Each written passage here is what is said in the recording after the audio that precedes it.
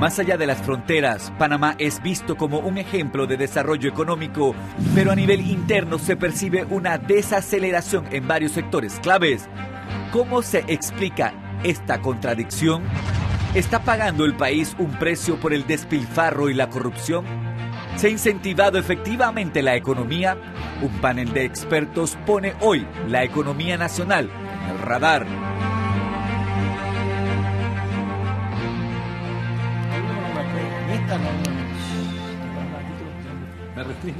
Buenos días, bienvenidos a Radar. A pesar de que esta semana se destapó otro escándalo de corrupción y la atención de los medios sigue enfocada en el futuro judicial del expresidente Ricardo Martinelli, en Radar hemos decidido hablar de otro tema. ¿Cómo está la economía panameña y hacia dónde vamos? ¿Cuáles son las perspectivas económicas del país? Hoy vamos a hablar de cifras de empleo, de recaudación de impuestos, de sectores en crisis como la zona libre de Colón y muchos otros. Normalmente estoy acompañada de muchos abogados.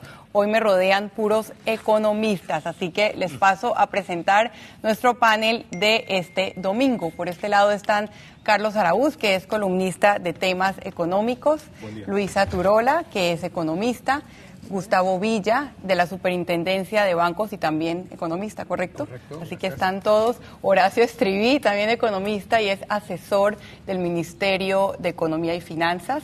Está también Elisa Suárez, expresidenta del CONEP, y Fernando y también economista. Bueno, estoy estudiante de la profesora. Dios nos agarre confesado. Estoy absolutamente rodeado. ¿Y usted, don Fernando, Dios también economista? confesado. También economista. Fernando Aramburu Porras, expresidente de APEDE. Bueno, yo soy politóloga, yo siempre estoy sola en la mesa. Y el primero de los temas económicos es el legado de la era Martinelli. Yo creo que hay un tema con el endeudamiento. Fernando Aramburu, ¿cuál es el principal legado, si es positivo o negativo, de las cosas que vimos en términos económicos de la era Martinelli? Bueno, yo creo que es una pregunta que debemos hacernos todos, ¿no? Hubieron cosas buenas, hubieron cosas malas. Lamentablemente, desde mi punto de vista, obviamente cada uno lo verá desde su punto de vista, creo que el balance fue negativo. Básicamente, no por lo que se construyó mucho, no por lo que se gastó muchísimo, más de lo que se debía gastar, y creó un efecto burbuja en Panamá. Disparó los precios, disparó los salarios, disparó la migración, pero también, lo peor de todo, es que le hizo mucho daño a las instituciones.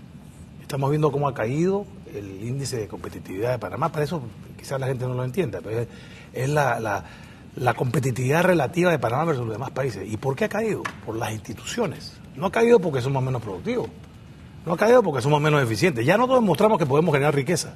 Panamá ha demostrado que es un país que puede generar riqueza. Más, puntal, líder en Latinoamérica y entre los mejores del mundo. Lo que estamos fallando y donde fue la grave caída del gobierno pasado, del señor Martinelli, fue en la destrucción de las instituciones, la destrucción de la credibilidad de los políticos, del Poder Judicial, la percepción de corrupción. No se avanzó mucho, en educación se avanzó en algunos campos, hay que reconocer que en primaria se hizo avances, pero el tema fundamental, que es la educación, no se hizo grandes avances. Los servicios públicos, en fin, hubo mucha infraestructura, hubo mucho negocio, hubo mucho crecimiento, tuvimos en los rankings, pero hay 1 millón de pobres, y todavía sigue siendo 1 millón de pobres. En Panamá no hemos logrado bajar la pobreza, pero en las comarcas sigue siendo 90%. Ahí no hemos logrado bajar nada, prácticamente nada. O sea, no le está llegando a los grupos más pobres. Entonces, ¿qué estamos haciendo? ¿Construyendo más edificios? Perfecto. ¿Y la calidad? La calidad de vida del panameño, tengo mis dudas. Y hacia dónde vamos, eso lo vamos a ver. Panamá es un país con un gran futuro, pero tenemos que trabajar muy fuerte en las instituciones, en la gobernabilidad del país, en la democracia, en la justicia, en la educación, en lo que es la calidad del país, no la cantidad. Marcamos muchos buenos puntos en cantidad, pero en calidad ahí tenemos todavía mucho terreno que recorrer.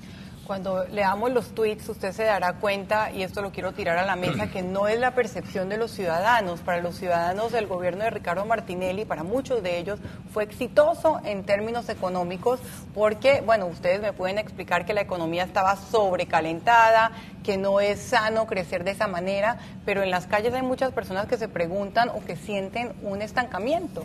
¿Cómo lo ve la empresa privada? Bueno, definitivamente nosotros, y de lo que hemos hablado siempre desde el Consejo Nacional de la Empresa Privada, es del tema de los balances. Y yo creo que el sistema pendular que hemos tenido en estos dos periodos ha sido demasiado intenso.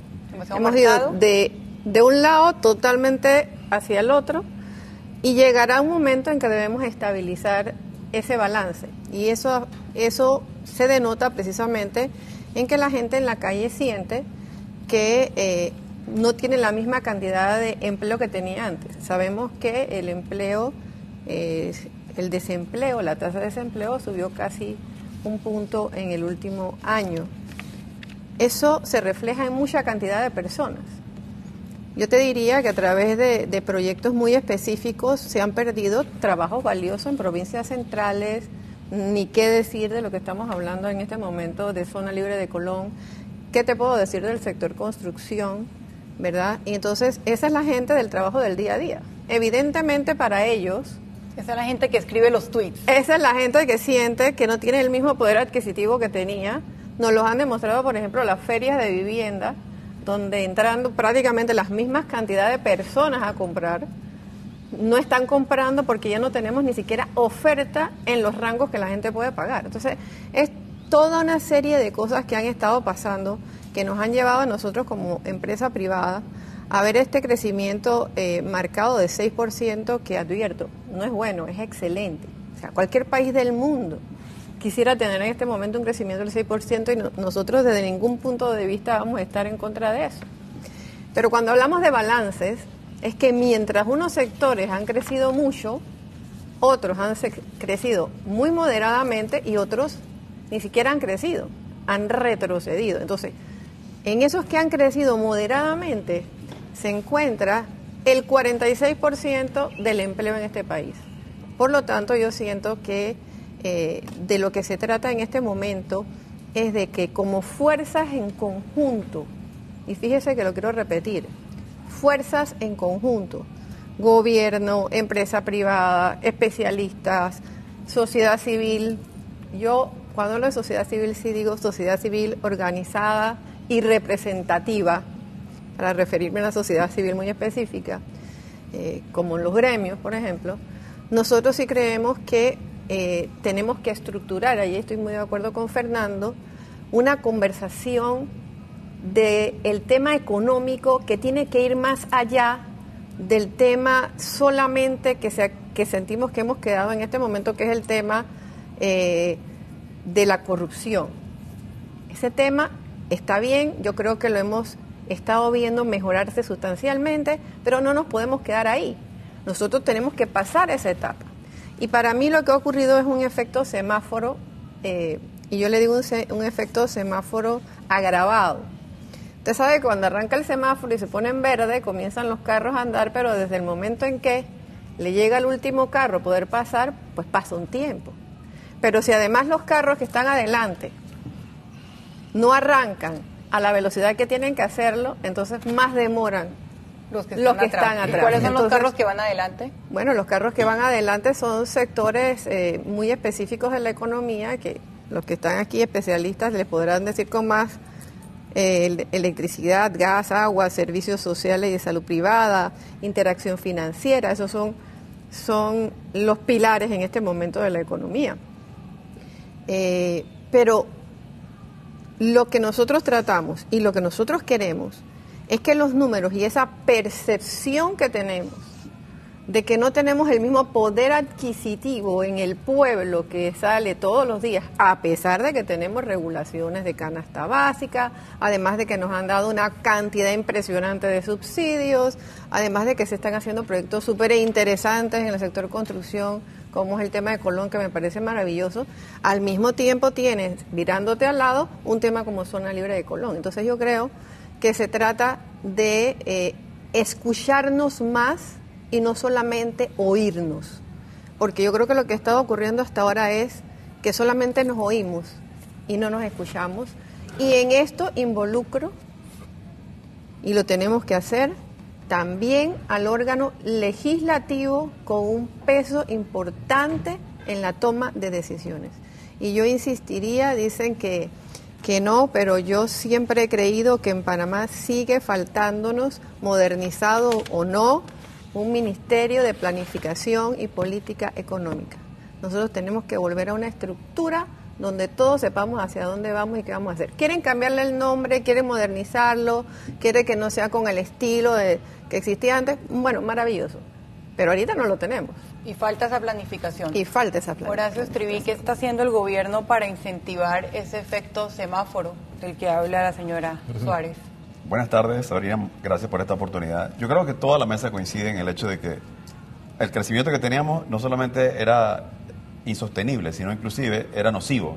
¿En qué aspectos? En que generaba una distorsión de la economía porque inducía un crecimiento que provocó no solamente un aumento en el déficit, un aumento en el nivel de endeudamiento, sino que además, como lo ha expresado el colega Fernando, inducía un efecto burbuja, y eso explica en parte, y entiendo su postura, lo que ha venido señalando el sector privado en el sentido de que el gobierno debe tratar de promover, de facilitar un poco más el comercio. Y yo creo que debe hacerlo, pero tengamos como presente varios elementos. En primer lugar, ya desde hace años se preveía que iba a haber un ajuste en la tasa de crecimiento. Por ende, mal podemos atribuir la situación hoy día al efecto que se ha señalado como semáforo o como quiera que se ha querido llamar. Esto era previsible y era necesario. Más allá de eso, partamos del principio de que tenemos una tasa de empleo 5%, hace poco era 4% el año pasado. De desempleo. Sigue siendo tremendamente favorable. Lo que pasa, señor Estriví, es que ese punto de desempleo usted lo ve estadísticamente, pero eso se traduce en una cantidad importante de empleos perdidos y de familias que no les llega ese ingreso. Indudablemente que sí, pero tendríamos que decir que pudiera haber sido más alto y no lo es. Gracias a Dios no son tantas familias como pudieran ser. En segundo lugar, tenemos una de las tasas de inflación más bajas y seguimos teniendo una tasa de crecimiento bastante favorable. Eso desde el punto de vista, cualquiera que te lea un libro de economía 101 sabe que estos indicadores fundamentales son tremendamente positivos. Más aún, el hecho es que este gobierno tuvo que enfrentarse a una situación deficitaria pronunciada. No solamente el gobierno anterior gastó de forma recurrente más de lo que le ingresó, sino que en el último año, a raíz del tema probablemente político, se incurrió en un déficit que es mucho más alto de lo que la propia ley permitía, y eso nos obliga entonces a establecer ciertos mecanismos para administrar ese abultado gasto que venía creciendo. Y yo creo que es importante aquí el tema de se ha puesto, yo sé que no quieres hablar sobre el tema, pero hay que mencionar el tema de la corrupción que ha mencionado Elisa. Hay que dejar destacado que este es un tema del órgano judicial, no del órgano ejecutivo, y como por consiguiente nosotros como funcionarios debemos ser respetuosos de lo que quiera que esté haciendo el órgano judicial en ese concepto. Entiendo, es perfectamente comprensible el hecho de que no solamente el sector privado y la población en general quiere que las cosas se hagan bien, también quiere que se haga rápido, y eso es precisamente lo que tratamos de lograr. Sin embargo, yo creo que el sector privado debe reconocer que no podemos ver las cosas exclusivamente en función de que creció el empleo en 1% o cayó, o aumentó la inflación o bajó. Aquí hay un país en el cual hay que pensar de aquí a 10, 15 años en adelante, y en ese sentido es muy importante que lo que quiera que haya en materia de corrupción por lo menos se atenúe, se enderece. Así que yo creo que, si me preguntas a mí cuál fue el mayor defecto del gobierno anterior, yo creo que es el resultado de lo que se ha señalado, y es crear la impresión que en Panamá ¿El efecto burbuja? Eso, por un lado, porque indujo a los empresarios a invertir en unas cantidades que eran simple y llanamente insostenibles. Los empresarios se adecuan a las circunstancias, y las circunstancias eran tal que invirtieron mucho más de lo que realmente se necesitaría, y entiendo que ahora hay inventarios, hay uso subóptimo del capital, no se está usando toda la maquinaria, todo el equipo, y eso es entendible. Y yo creo que hay que promover la ejecución presupuestaria, Sabrina. Yo creo que hay una subejecución. De paso, quiero hacer la advertencia, esa subejecución no es diferente a la que ha habido durante otros gobiernos durante el primer año, es similar. La diferencia estriba en que esta vez hay una mayor dependencia, me parece a mí, real del empresariado, y necesita de esa inversión privada. Pero si tú lo ves en perspectiva, a la larga, el sector privado lo que debería estar velando es cómo se facilita el proceso para que haya mayor inversión directa extranjera, mayor inversión privada, y debería ver más bien la inversión pública como algo accesorio, no como algo fundamental. Y tú ves que la atención se centrada en que qué pasa con el presupuesto, cuándo van a gastar, cómo van a gastar, y la realidad es que aunque nosotros hubiéramos Es decir, vamos a reconocer un hecho. Hay un cierto margen de subejecución del presupuesto de inversiones, sobre todo, y eso hay que superarlo. Pero suponiendo que no lo hubiese, aún así, no podría el gobierno gastar a los mismos niveles que gastó durante los últimos años, porque simple y llanamente no es sostenible y hubiese violentado los límites, los techos que establece la Ley de Responsabilidad Social y Fiscal. Bueno, vamos a hablar de cada uno de esos subtemas y en esta primera vuelta, por así decirlo, yo estoy con las visiones globales de lo que heredamos de una era que se manejó de una manera diferente y hacia dónde vamos. Luisa Turola. Sí, buenas tardes, Sabrina. Mira, yo quiero mencionar aquí otro tema que, en mi opinión, está influyendo en este momento, que se agudizó con la administración anterior. Y es que no estamos enfrentando los problemas estructurales de la economía. Y ese es el problema serio que hace que exista una gran tasa de marginalidad. No es posible que todavía tengamos que hablar de 200,000 MIPE que son marginales, o sea que no entran a formalizarse, por lo tanto no contribuye al pago de impuestos, no generan empleo, está por fuera de la economía. Entonces, yo siento que esto ha crecido con la administración pasada. No hay encadenamiento de los sectores más pujantes, que son aquellos vinculados al comercio internacional, a la logística, o sea, al mercado internacional, que dicho sea de paso, entre paréntesis, en este momento no es el entorno más favorable, o sea, el entorno internacional y de la región ha empeorado y eso está influyendo también en el desempeño de la economía actual. Pero volviendo al tema estructural, lo que efectivamente hay que trabajar, y no solo con política, sino con programas y con asistencia técnica muy seria, para encadenar los pequeños y los medianos a los más grandes y a los sectores más productivos. Esto absolutamente no se ha hecho en el gobierno pasado. Yo no veo en este momento que se esté conceptualizando programas que puedan incidir en este sentido. Y sí veo que el gobierno está pensando que, bueno, se acaban los grandes proyectos de infraestructura y si bien es cierto van a poner algunos otros en marcha, como el Cuarto Puente, como la línea 2, y están hablando de la línea 3, la renovación de Colón, etcétera, etcétera. Pero los proyectos grandes de infraestructura se hacen precisamente para facilitar la producción del sector privado. Entonces, ¿qué se está haciendo para facilitar la producción del sector privado? Primero, lo que estamos en el sector privado, estamos percibiendo un gran efecto contrario a la facilitación. Precisamente están poniendo cada vez más trabas y los pequeños son los que lo sienten, y por eso que tenemos tanto informales, porque resulta muy caro formalizarse. El pago de impuestos, la atención de todas las cosas que tienen que darse en las oficinas públicas. El hecho de que hay oficina pública donde el recurso humano no tiene vocación de servicio, y ese otro grave problema que tenemos en Panamá, que no sé cómo lo vamos a enfrentar, porque la educación no creo que esté influyendo en eso. Siempre hablamos del tema de la pertinencia de la educación en lo técnico, y estoy totalmente de acuerdo, pero hay otro tema también, y es que la gente no se siente parte de la solución de los problemas, sino que lo va agravando. Entonces el ciudadano de a pie tiene que ir a oficina pública, la pequeña empresa tiene que ir a oficina pública. Exceso de burocracia que frena el crecimiento. Y eso ha empeorado. Yo siento que ha empeorado. Totalmente. Y eso está llevando costos de operación sumamente elevados. Y siento que ha empeorado también la actitud del recurso humano. Y lo que me llama la atención es que lo siento empeorado no solamente en el sector público, en el sector privado también. Qué interesante. Bueno, ha traído dos temas estructurales, como usted dice, el tema de que hay un sector grande de la población panameña que no está inserta en la economía por la marginalización y también el tema de la burocracia y las trabas para hacer negocio, que aquí el representante del gobierno nos tendrá que responder. Seguimos en Radar hablando del futuro y el presente de la economía panameña. Yo te podría...